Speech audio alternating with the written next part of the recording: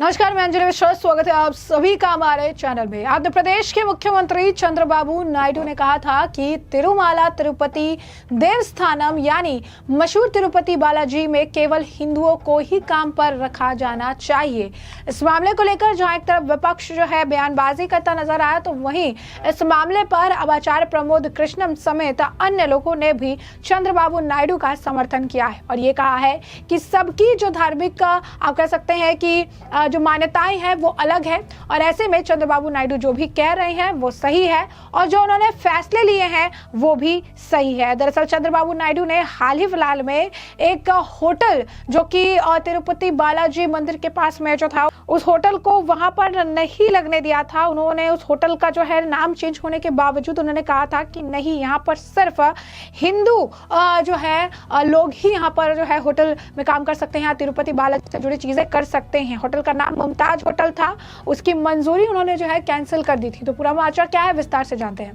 तो आपको बता दें कि शुक्रवार को मंदिर में पूजा अर्चना के बाद नायडू ने कहा था कि अगर दूसरे समुदाय के लोग मौजूदा समय में वहां काम कर रहे हैं तो उनकी भावनाओं का अनादर किए बिना उन्हें दूसरी जगह पर रखा जाएगा। यानी यहाँ पर वो नाम लिए बिना ही मुमताज होटल का जिक्र कर रहे थे, जिनका आपको बता दें कि मंजूरी उन्होंने रद्द की थी।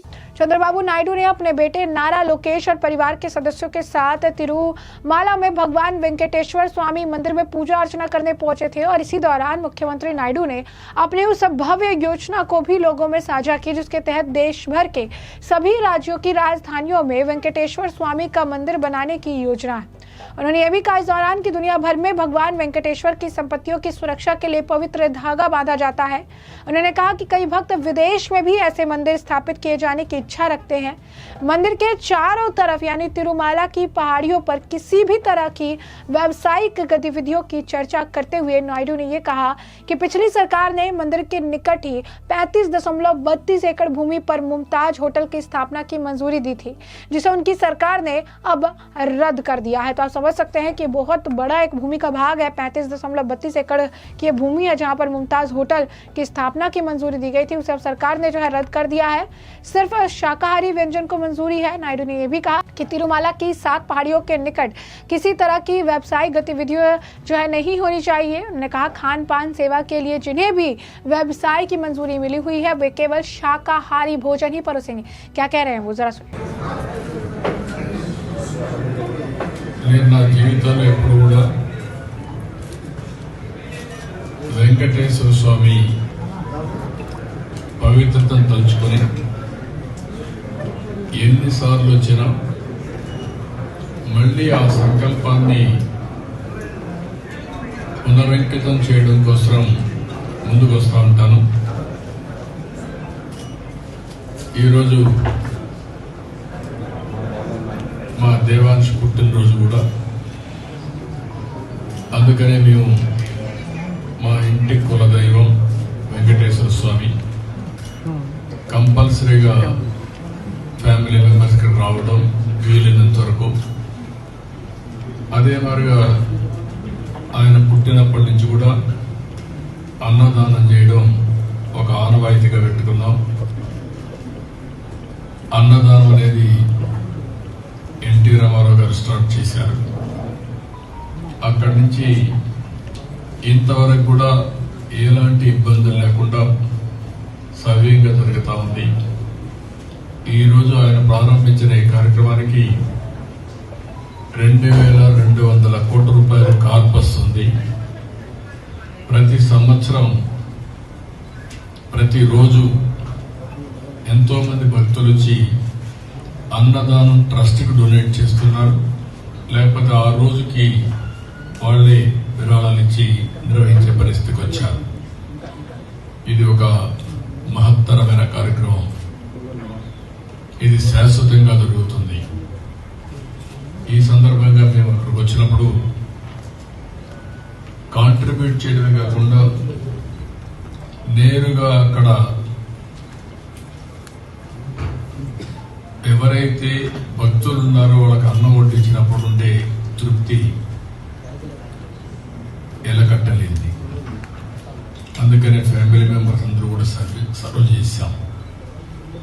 మేము సర్వ్ చేయడమే కాకుండా భావితరాలకు కూడా గుర్తు చేసుకునే విధంగా సంస్కారాన్ని నేర్పిస్తున్నాం.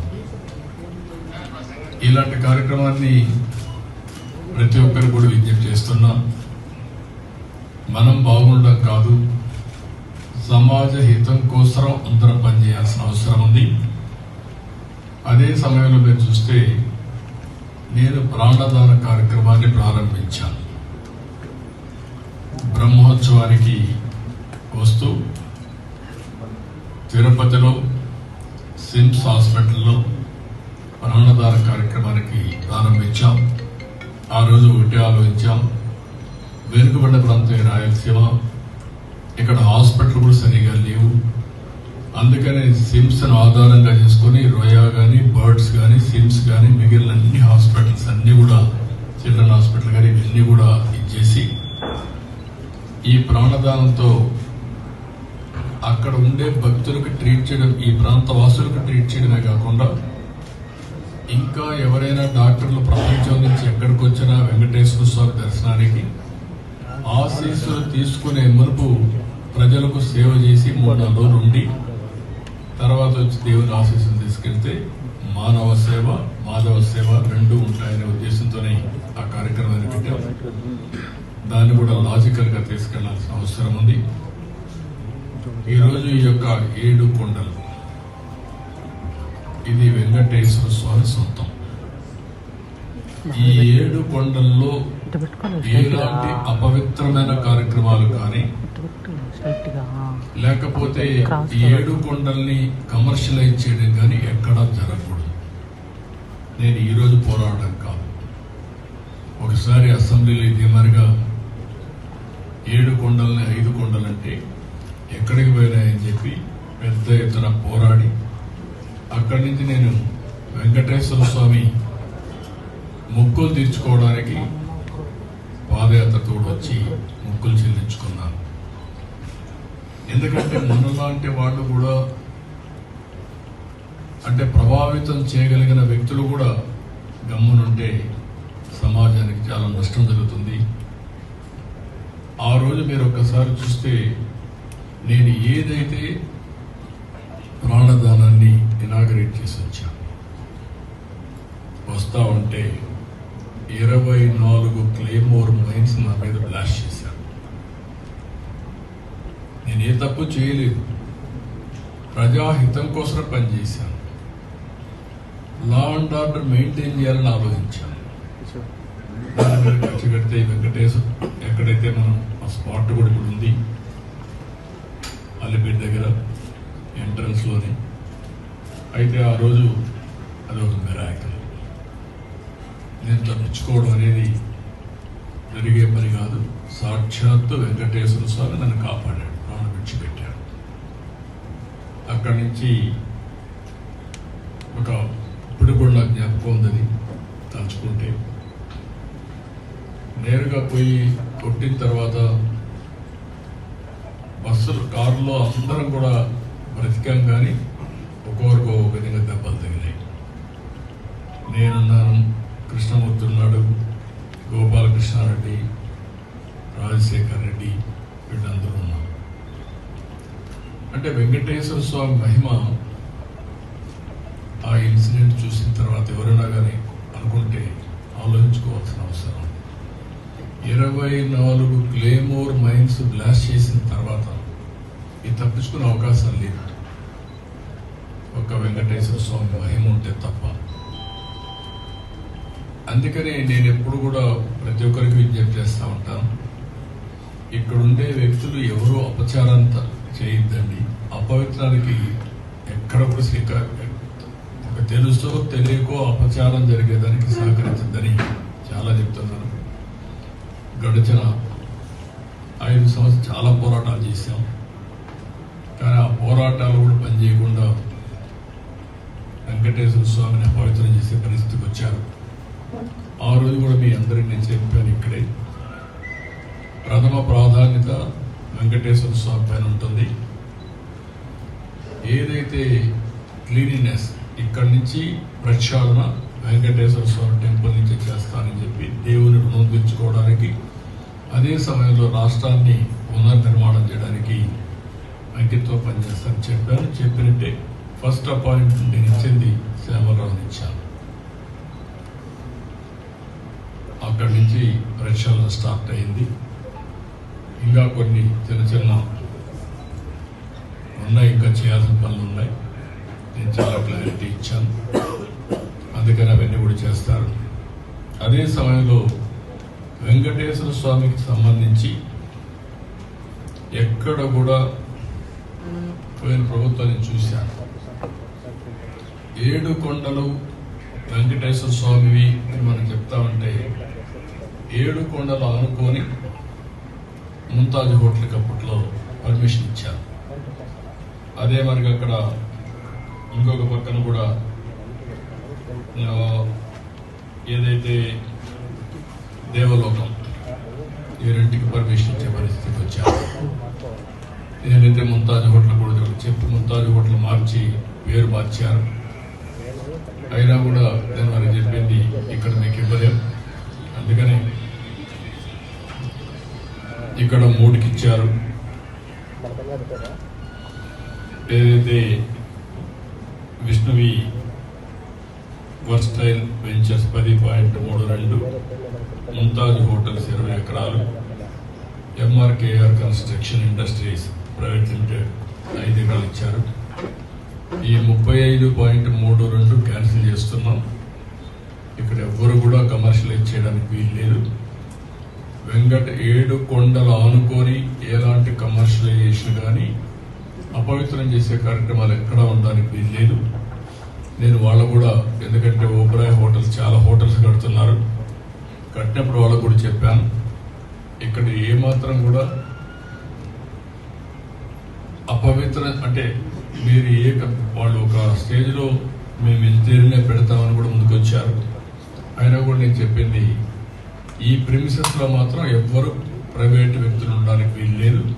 అవసరమైతే ఆల్టర్నేటివ్ ల్యాండ్ ఇస్తామని చెప్పాం, దాన్ని కూడా వాళ్ళు ఒప్పుకున్నారు. ఏదైతే పక్కన ఒక ఇదే ల్యాండ్ పక్కన ఉంది, రోడ్డు ఆ పక్క ఇస్తాం తప్ప ఈ పక్క ఎక్కడ ఇవ్వం. We are very clear. TTD sort out చేస్తారు. ఇంకొక పక్కన ఇప్పటికే చాలా వరకు చేశాం. నేను ఒకటి టీటీడీలో పనిచేసే ప్రతి ఒక్కరిని కోరుతున్నా, including board members, management, everybody, మీరందరూ కూడా వీలైతే మీరు వెంకటేశ్వర స్వామి పవిత్రత కాపాడడానికి ఇంకొక అడుగు ముందుకు వెళ్ళండి. వీలు కాకపోతే మీరు మీ పని చేయండి. కానీ అపచారం జరిగే పరిస్థితి కానీ అపవిత్రం చేసే పరిస్థితి కానీ మీ వ్యక్తిగత ప్రయోజనాలు చేసుకోవడం కానీ ఇక్కడ జరగకూడదని చాలా స్పష్టంగా చెప్పాను. దాని ప్రకారం వర్కౌట్ చేసి అందరికీ విజ్ఞప్తి చేస్తున్నా. ఇంకో పక్క దేశంలో ప్రపంచంలో వెంకటేశ్వర స్వామి ఆస్తులన్నీ కాపాడడానికి కంకణం కట్టుకున్నాం. కోర్టులో ఉన్నా ఎక్కడున్నా అదే మరి నేను ముందే చెప్పాను, వెంకటేశ్వర స్వామి దేవాలయంలో పనిచేసే వ్యక్తులు ఓన్లీ హిందూస్ గానే ఉండాలి. ఎవరైనా క్రిస్టియన్స్ కానీ ఇతర మతస్థులు ఉంటే వాళ్ళందరికీ ఎవరిని మనోభావాలు దెబ్బతినకుండా గౌరవప్రదంగా వాళ్ళు రిహాబిలిటేట్ చేస్తాం. అదే మరిగా క్రిస్టియన్ ఆర్గనైజేషన్స్ కానీ ముస్లిం ఆర్గనైజేషన్స్ ఉంటే అక్కడ కూడా హిందూస్ పనిచేయకూడదు అనుకున్నప్పుడు అక్కడ కూడా పనిచేయకుండా వాళ్ళ మనోభావాలు కాపాడతాం. నేను I made it very clear. దానికి కట్టుబడి ఉన్నాం. ఆ చర్యలు తీసుకోమని కూడా మన వాళ్ళందరికీ కోరుతున్నాం. ఇంకొక పక్కన దేశంలో ఉండే అన్ని రాజధానుల్లో వెంకటేశ్వర స్వామి దేవాలయం కట్టాలనేది ఒక నిర్ణయం, ఒక సంకల్పం చేశాం. దాని ప్రకారం అందరికీ విజ్ఞప్తి చేస్తున్నాం. అక్కడ ముఖ్యమంత్రులు కూడా రాస్తాం. వాళ్ళు కానీ ముందుకు వస్తే వెంకటేశ్వర స్వామి దేవాలయం భారతదేశంలో ఉండే అన్ని రాష్ట్ర రాజధానుల్లో కట్టాలనేది ఒక ఆలోచన. ఈ ఆలోచన టీటీడీ కూడా వర్కౌట్ చేసి ముందుకు తీసుకెళ్తారు. అదే మరి విదేశాల్లో కూడా, ఒక మన దేశంలోనే కాకుండా విదేశాల్లో కూడా చాలామంది హిందువులు ఇదయ్యారు. ప్రపంచంలో ఉండే హిందువులకి ఒక ఆలోచన ఉంటుంది, కలియుగ దేవుడు వెంకటేశ్వర స్వామి, ప్రతి ఒక్కరూ ఒకసారి కానీ ఎక్కువ సార్లు కానీ ఇక్కడికి వచ్చి దర్శనం చేసుకోవాలనేది ఒక సంకల్పం. రెండో సంకల్పం, ఎక్కడికక్కడ టెంపుల్స్ ఉంటే ఆ టెంపుల్లో పూజలు చేసుకుంటూ వాళ్ళ ముందుకు పోయే పరిస్థితి వస్తుంది. వెంకటేశ్వర స్వామి ఎక్కడుంటాడో అక్కడ ఆరోగ్యం బాగుంటుంది, మనుషులకి స్ట్రెస్ ఉండదు। जैसा कि आपने सुना, उन्होंने भगवान वेंकटेश्वर के प्रति अपनी आस्था भी बताई और कहा कि भगवान की कृपा के कारण ही कई लक्षित हमलों से बच पाए हैं। उन्होंने कहा कि 24 क्लेमोर माइंस से निशाना बनाया गया था और ऐसे हमले से बचना संभव था, लेकिन मैं पूरी तरह से भगवान वेंकटेश्वर की दिव्य कृपा के कारण बच गया। मैं इतने बड़े विस्फोट से बच गया। ये तथ्य भगवान की अपार शक्ति को साबित करता है। वहीं जिस तरीके से इन्होंने बयान दिया, इस मामले का जो समर्थन है वो खुद आचार्य प्रमोद कृष्णम भी कर रहे हैं। क्या कुछ कहना है कांग्रेस के पूर्व नेता आचार्य प्रमोद कृष्णम का, जरा एक बार खुद सुनिए। देखिए, तिरुपति बालाजी एक सिद्ध स्थान है, विश्वविख्यात स्थान है और हिंदुओं की आस्था का बहुत बड़ा सेंटर है। अगर वहां हिंदू काम नहीं करेंगे तो फिर क्या अफगानिस्तान में काम करेंगे? तो मैं ऐसा मानता हूं कि जितने भी तीर्थ स्थान हैं वहां वही काम करें जिनकी आस्था उसमें है। किसी भी तीर्थ स्थान में वो व्यक्ति काम ना करे जिसकी आस्था ना हो। दर्शन करने कोई भी आ सकता है, भगवान सबका है, लेकिन किसी भी तीर्थ स्थान पर जो काम करने वाले लोग हैं वो वही होने चाहिए जिनकी आस्था भगवान में है और उस स्थान में है।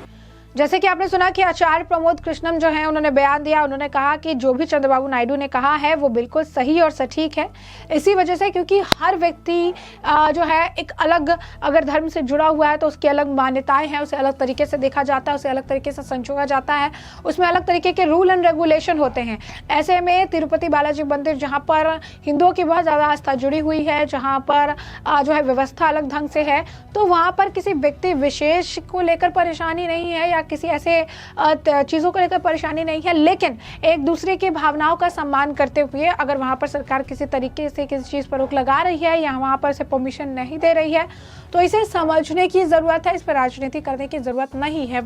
आपको बता दें कि इस मामले पर चौधरी इरफाहिम हुसैन जो हैं उनका भी बयान है। क्या कुछ कहना है उनका, सुनिए। चंद्रबाबू नायडू का जो बयान आया, तिरुमाला मंदिर में जो काम करने वाले दूसरे मजहब के लोग हैं कि उन्हें दूसरी जगह शिफ्ट कर दिया जाए, तो इसके ताल्लुक से मुझे कहना है कि जिस तरह से सभी धर्मों के जो मानने वाले होते हैं उनकी जो पूजा पद्धति है वो सभी की अलग अलग होती है और सभी के अकायद अपने अपने और आस्था अपने अपने मजहब के पूजा से जुड़ी हुई होती है।